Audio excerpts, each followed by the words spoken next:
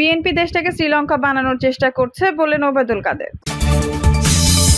এদিকে সুনামগঞ্জে বন্যা পরিস্থিতির অবনতি, শতাধিক গ্রাম প্লাবিত। রাজনীতি নিয়ে আলাপ হয়নি, খালেদা জিয়ার সঙ্গে সাক্ষাৎ শেষে মোশাররফ। 3 বিভাগে অতি ভারী বৃষ্টির আভাস। এবং সর্বশেষ জানাবো চামড়ার সস্তা দামে গরিবের হক, ধরাশায়ী হতাশ মৌসুমী ব্যবসায়ীরা। দর্শক শুনছিলেন সংবাদ শিরোনাম, এখন বিস্তারিত। বিএনপি দেশটাকে শ্রীলঙ্কা বানানোর চেষ্টা করছে বললেন ওবায়দুল কাদের। বিএনপি সহ তাদের সমর্থকরা দেশটাকে শ্রীলঙ্কা বানিয়ে ফেলার চেষ্টা করছে বলে মন্তব্য করেছেন আওয়ামী লীগের সাধারণ সম্পাদক ও সেতুমন্ত্রী ওবায়দুল কাদের। ঈদের দিনেও সরকারের বিরুদ্ধে বিএনপির অপপ্রচার বন্ধ থাকেনি অভিযোগ করে ওবায়দুল কাদের বলেন, আওয়ামী লীগের পক্ষ থেকে তাদের বিএনপির বিরুদ্ধে কোনো বক্তব্য দেওয়া হয়নি। তিনি বলেন, মূল্যস্ফীতির মধ্য দিয়ে 1,40,00,000-এর বেশি কোরবানি হয়েছে, যা গতবারের তুলনায় বেশি। মূল্যস্ফীতির কারণে ঈদ ব্যবহৃত হয়েছে। বিএনপির এই তথ্য ঠিক নয়, মূল্যস্ফীতি আছে, তবে এটা কমাতে চেষ্টা চালিয়ে যাচ্ছেন প্রধানমন্ত্রী শেখ হাসিনা। মিয়ানমারের বিষয়ে মির্জা ফখরুলকে চ্যালেঞ্জ করে ওবায়দুল কাদের বলেন, সার্বভৌমত্বের কোথায় আঘাত হানা হচ্ছে?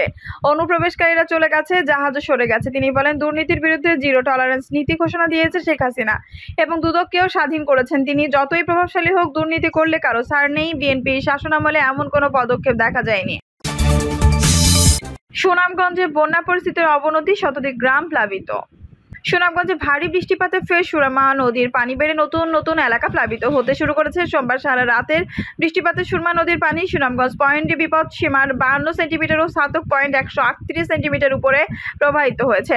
মঙ্গলবার ভোর রাত থেকে সুনামগঞ্জে ভারী বর্ষণ ও পাহাড়ি ঢলের ফলে শহরে ফের পানি প্রবেশ করতে শুরু করেছে। সুনামগঞ্জ শহরের বিভিন্ন এলাকার পানি প্রবেশ করতে শুরু করার অনেকে আশ্রয় নিয়েছে বিভিন্ন আশ্রয় কেন্দ্রে।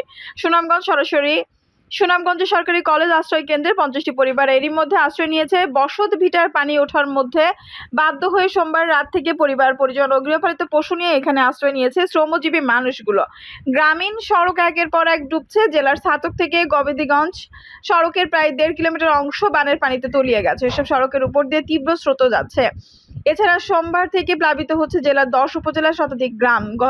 ভোগান্তিতে আছে 2 লাখের বেশি মানুষ। জেলার সুনামগঞ্জ সদর, শান্তিগঞ্জ, ধর্মপাশা, দিরাই, জগন্নাথপুর, ছাতক, দিরাই, দোয়ারা বাজার, বিশ্বম্বরপুর ও তাহিরপুর উপজেলার অধিকাংশ গ্রামীণ সড়ক পানিতে তলিয়ে যাওয়ার চরম ভোগান্তিতে দুর্ভোগে পড়েছে এইসব উপজেলার বাসিন্দারা। এই 10 উপজেলার শতাধিক গ্রামের বসত ভিটায় পানি আসার মানুষ দুর্বিষহ জীবন যাপন করছেন। ছাতকের বাসিন্দারা বলেন, 22-এর বন্যার চেয়ে ভয়ানক রূপ নিচ্ছে এবারের বন্যা। আমরা ছেলে মেয়ে নিয়ে বিপাকে আছি, কি হবে এখনো জানি না।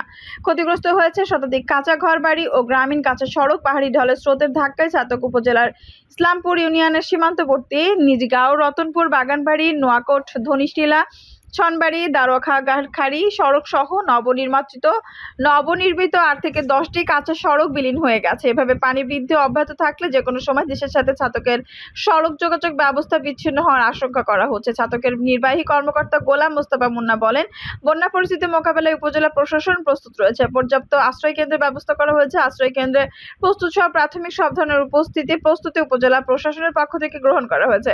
নদীগুলোর পানি বিপদসীমা অতিক্রম করে চারদিকে পানি প্রবেশ করতে শুরু করেছে। এজন্য সবাইকে সচেতন থাকার আহ্বান জানিয়েছেন জেলা পানি উন্নয়ন বোর্ড নির্বাহী প্রকৌশলী মামুন হাওলাদার। রাজনীতি নিয়ে আলাপ হয়নি, খালেদা জিয়ার সঙ্গে সাক্ষাৎ শেষে মোশাররফ। বিএনপি চেয়ারপারসন খালেদা জিয়ার সঙ্গে ঈদের শুভেচ্ছা বিনিময় করেছেন দলটির স্থায়ী কমিটির সদস্যরা। সোমবার 17 জুন খালেদা জিয়ার গুলশানের বাসভবন ফিরোজে এই শুভেচ্ছা বিনিময় হয়। সেখান থেকে বেরিয়ে স্থায়ী কমিটির সদস্য ডক্টর খন্দকার মোশাররফ হোসেন বলেছেন, আমাদের নেত্রীর সঙ্গে আজকে কোনো রাজনৈতিক আলাপ হয়নি। খন্দকার মোশাররফ বলেন, আমরা ঈদের শুভেচ্ছা জানানোর জন্য গিয়েছিলাম। প্রতি বছরই আমরা ঈদের শুভেচ্ছা জানাতে একত্রিত হই, কিন্তু এখানে রাজনীতি নিয়ে আলাপ করি না। আমাদের নেত্রীও রাজনীতি আলাপ করে না, আজকেও তাই হয়েছে। আজকে দেশের মানুষের যে অর্থনৈতিক অবস্থা খুবই খারাপ বলে উল্লেখ করে তিনি বলেন, আজকে যে ঈদ তার দেশবাসী আনন্দের সঙ্গে পালন করতে পারেনি। সবাই কষ্টে আছে, আমরা সবাই কষ্টে আছি। আমাদের নেত্রীও এই নিয়ে দুঃখ প্রকাশ করেছেন। এই মন্ত্রী বলেন, তিনি খালেদা জিয়া দেশবাসীকে ঈদের শুভেচ্ছা জানিয়েছেন। দলের নেতা কর্মীদেরও শুভেচ্ছা জানিয়েছেন তিনি। এই বিএনপির নেতা বলেন, ভবিষ্যৎ বাংলাদেশের মানুষ যেভাবে চায় সেভাবে যাতে অর্থনৈতিক সামাজিক উন্নয়ন হয়, সবাই যেন আনন্দের সঙ্গে ঈদ পালন করতে পারে, তার জন্য দোয়া করছেন আমাদের নেত্রী। 3 বিভাগে অতি ভারী বৃষ্টির আভাস। সক্রিয় মৌসুমী বায়ুর প্রভাবে দেশের 3টি বিভাগে ভারী থেকে অতি ভারী বৃষ্টি হতে পারে বলে আভাস দিয়েছে আবহাওয়া অধিদপ্তর। এদিকে মঙ্গলবার সকাল থেকেই মেঘে ঢেকে আছে ঢাকার আকাশ। বাতাস বইলেও জলীয় বাষ্পের অধিক্যের কারণে জনজীবন অস্বস্তি ভাব বিরাজ করছে। কয়েক মিনিট হাঁটলেন, ঘাম পড়ছে শরীর থেকে। সোমবার রাতে দেওয়া আবহাওয়ার সর্বশেষ পূর্বাভাসে বলা হয়েছে, রংপুর, ময়মনসিংহ ও সিলেট বিভাগের অধিকাংশ জায়গায়, ঢাকা, চট্টগ্রাম ও রাজশাহী বিভাগের অনেক জায়গায় এবং খুলনা ও বরিশাল বিভাগের কিছু কিছু জায়গায় অস্থায়ীভাবে দমকা হাওয়া সহ হালকা থেকে মাঝারি ধরনের বৃষ্টি, বজ্র সহ বৃষ্টি হতে পারে। সেই সঙ্গে রংপুর, ময়মনসিংহ ও সিলেট বিভাগের কোথাও কোথাও মাঝারি ধরনের ভারী থেকে অতি ভারী বর্ষণ হতে পারে। চামড়ার সস্তা দামে গরিবের হক ধরাশয়ী, হতাশ মৌসুমী ব্যবসায়ীরা। প্রতি বছরের মতো এবারও পশুর কুরবানির পর পাড়া মহল্লা থেকে গরু ও খাসির চামড়া কেনেন মৌসুমী ব্যবসায়ীরা।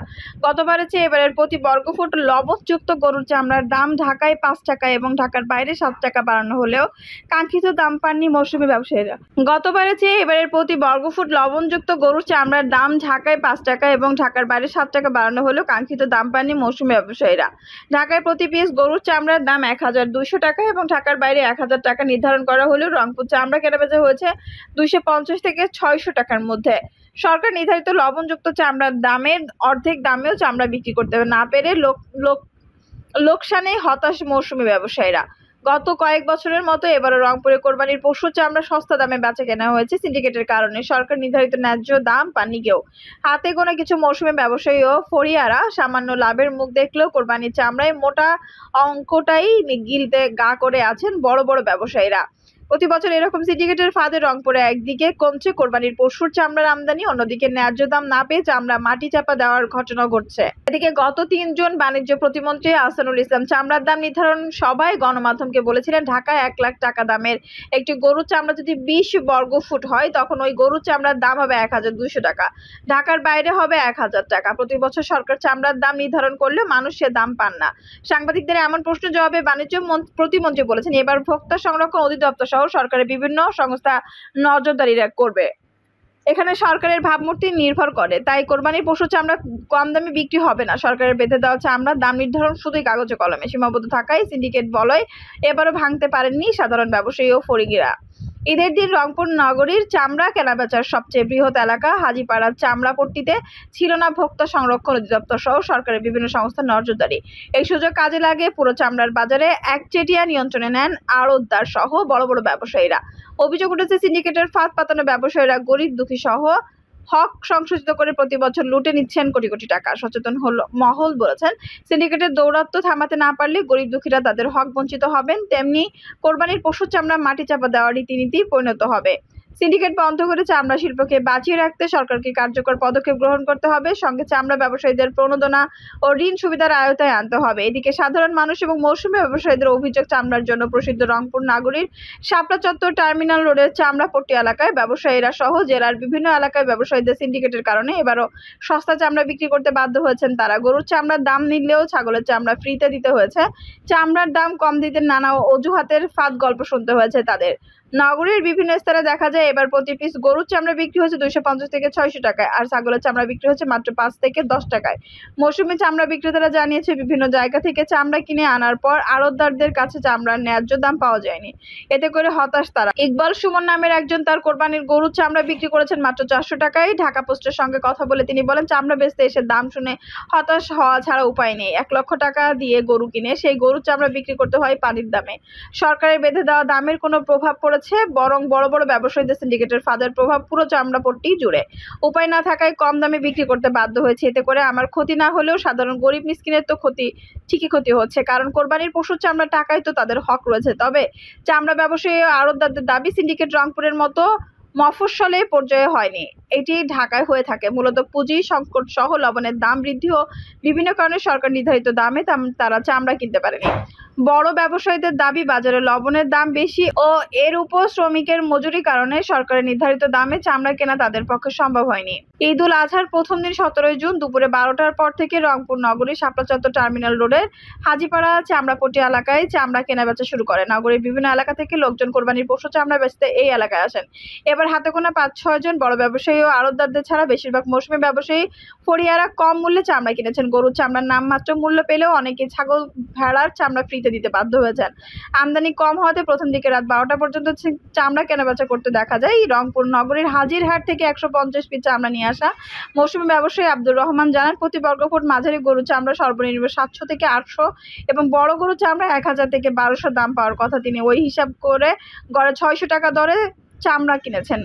গাড়ি ভাড়া আনুষঙ্গিক খরচ সহ 650 টাকা পড়েছে প্রতি পিস চামড়া কিনতে, কিন্তু আড়তদাররা 500 টাকার বেশি দামের চামড়া কিনতে রাজি না হওয়াতে মোটা অঙ্কের লোকসান মেনে নিতে হয়েছে। একই কথা জানিয়েছেন নাগরীর শিওবাজার এলাকার মৌসুমি চামড়ার ব্যবসায়ী সোলাইমান আলী। তিনিও গড়ে 600 টাকা দরে চামড়া কিনে এনে সস্তা দামে বিক্রি করতে বাধ্য হন। ঈদের দিন সকাল থেকে গোড়া মহল্লায় ঘুরে ঘুরে 30টি গরুর ও 50টি খাসির চামড়া কেনেন সোহেল রানা।